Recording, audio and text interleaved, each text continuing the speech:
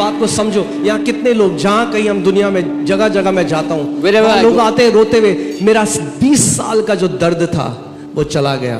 सोचो ऐसे, ये एक चर्च में है, ऐसे कितने लाखों चर्च हैं पूरी दुनिया में। Wherever I go, I meet people who come crying, 20 years of my pain has left me. And this is just one church. There's so many churches in the world. सोचो पूरी दुनिया में, दिल्ली में कितने होंगे, So many churches in India में Delhi, कितने in होंगे, India, फिर अमेरिका, चाइना, यूरोप, दुबई, सब जगह, in all the countries, all the places. Her Sunday लाखों लोगों का दर्द चंगा हो रहा है। Every Sunday, hundreds of thousands of people are being healed. इसीलिए चंगा हो रहा है क्योंकि उसने पूरा दर्द सहा हमारे लिए। They are being healed because He took complete healing. He took complete sickness on Himself. जो दर्द उसने सहा, The pain that He suffered.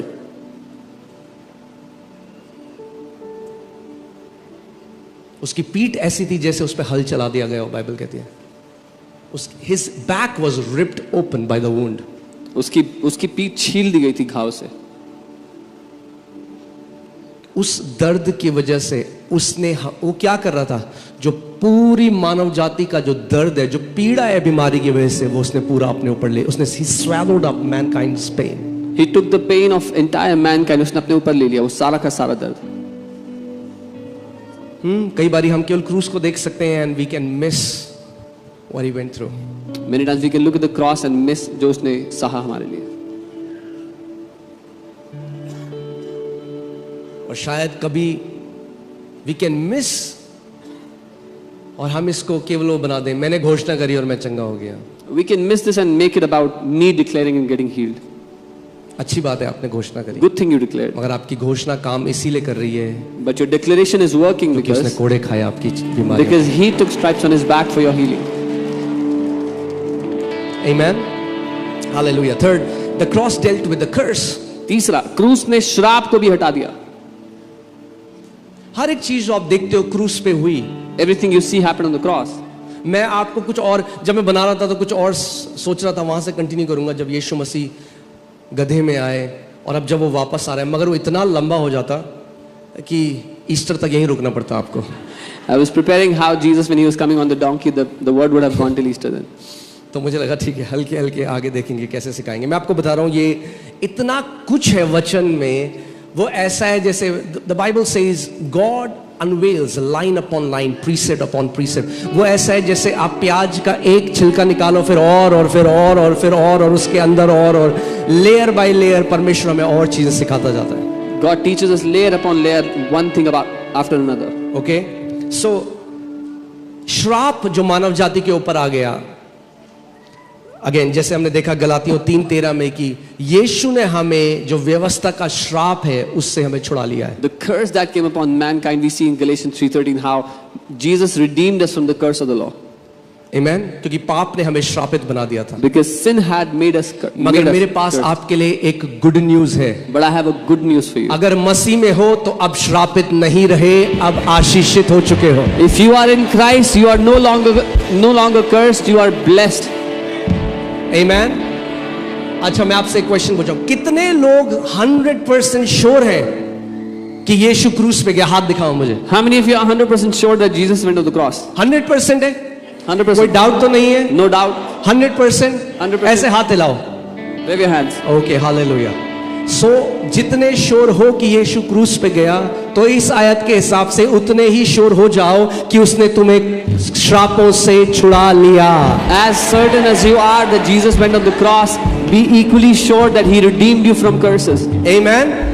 वो श्रापित ठहरा ताकि हम आशीषित हो जाएं मसीह में। He became a curse so that we will be blessed in Christ. Amen. अब आप श्रापित नहीं। You are no longer cursed. There are many believers, they are not cursed, they are ignorant. बहुत से विश्वासी हैं, वो श्रापित नहीं है, अनजान है। इसलिए तोड़ रहे हैं So they are trying to break it. जो मसीह ने तोड़ दिया क्रूस पे। That which Jesus already destroyed on the cross. Amen. अरे अगर वो नहीं तोड़ पाया और बच गया ना कुछ, तो तुम भी नहीं तोड़ सकते। If Jesus could not break something and it is still left, you will never be able to break it also. आधा काम करने के लिए नहीं आया। He did not come to do half work. Amen.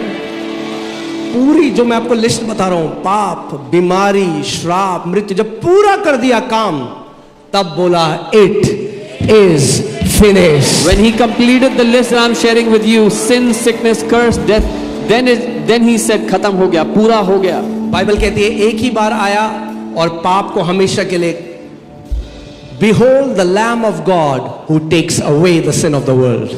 परमेश्वर का वो मेमना जो जगत के पापों को लिए जाता है, Not as an installment, installment की तरह नहीं, once and for all. एक बार और हमेशा के लिए। एक बार और हमेशा के लिए एक बलिदान काफी था परमेश्वर के पुत्र का, आपको अनंत तक पापों से मुक्त करने के लिए, बीमारियों से मुक्त करने के लिए अपनी करुणा का मुकुट उसने आपको पहनाया, अपना निज संतान होने का अधिकार दिया। Amen. Once and for all, that one sacrifice was enough to set you free from sin, sickness, poverty, curse, and to give you that crown of glory. Amen. मैं कहीं और ले जाना चाहता हूं आपको, जल्दी से ये करते हैं फिर मैं आपको I want to show you something which really blessed me today as I was meditating. So चौथा है the cross dealt with our final enemy, that is death. क्रूस ने हमारे आखिरी दुश्मन जो मृत्यु है उसका भी समाधान कर दिया। Amen. ये आयत देखते हैं, इब्रानी 2:14, Hebrews 2:14. What does the Bible say? पहले 13 से देखते हैं। बाइबल कहती है कि वो क्योंकि लड़के यानी बच्चे मांस और लहू के क्या हैं? ओके, नो 2:14 या इसीलिए जबकि लड़के मांस और लहू के भागी हैं, वो हमारे लिए कह रहा है, हमारे में क्या है? मांस और लहू है, तो वह भी आप उनके समान सहभागी होकर आ गया।